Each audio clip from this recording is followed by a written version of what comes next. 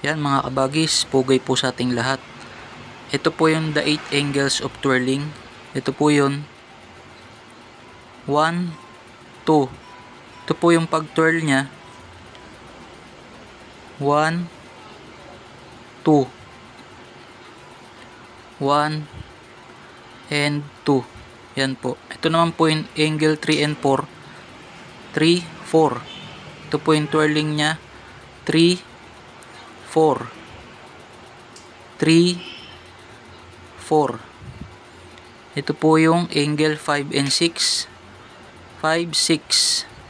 Ito po yung twirling. 5 and 6. 5 and 6. Ito po yung angle 7 and 8. 7, 8. Ito po yung twirling niya. 7, 8.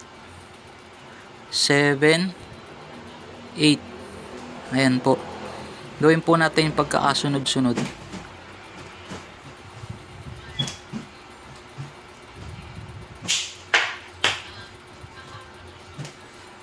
Ayan, ganyan po yun mga kabagis. Sundan nyo lang po, madali lang po yan.